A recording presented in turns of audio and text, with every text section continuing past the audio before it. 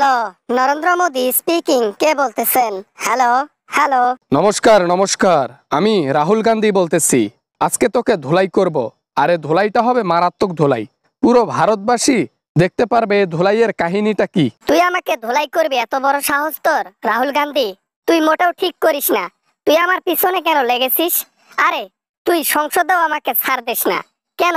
কি দোষ করেছি আমি? তোর অনেক দোষ, কতগুলো দোষ বলবো। যাই হোক, একটা দোষের কথা বলি।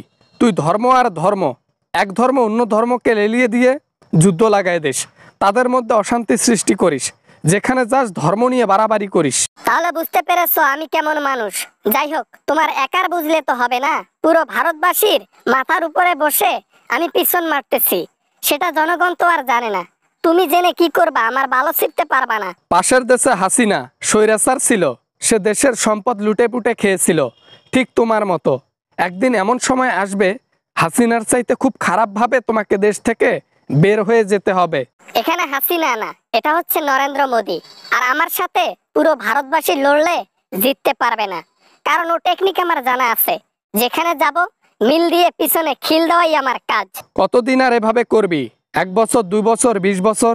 20 বছর মানুষের পিছন মারবি, একদিন জনগণ তোর পিছন মারবে।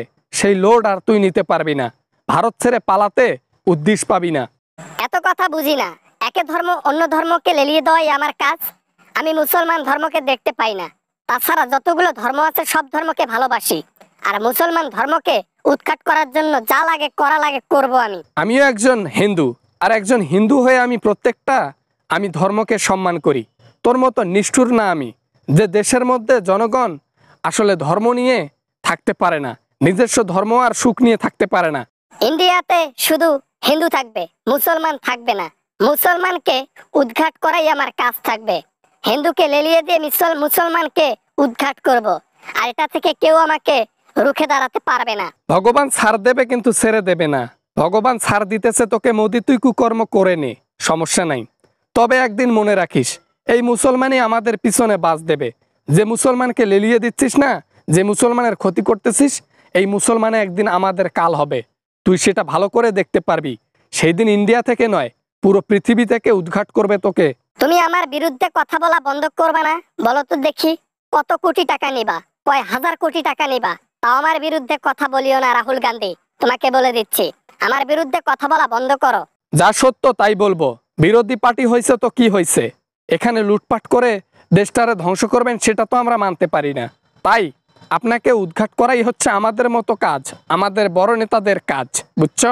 নিজেকে বড় নেতা ভাবো? তোমার মতো বড় বড় নেতাকে কিনে রেখে দিয়েছি গদির পাশে।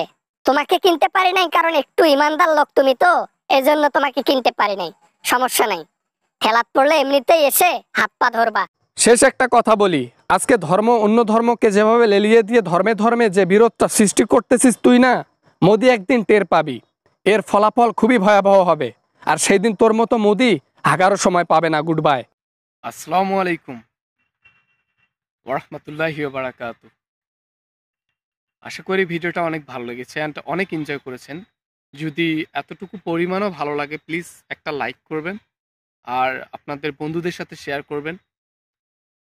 ভিডিও দেখেন ঠিকই, কিন্তু সাবস্ক্রাইব করেন না, প্লিজ সাবস্ক্রাইব করবেন। তো দেখা হবে পরবর্তী ভিডিওতে। সবাই ভালো থাকবেন, সুস্থ থাকবেন। খোদা হাফেজ।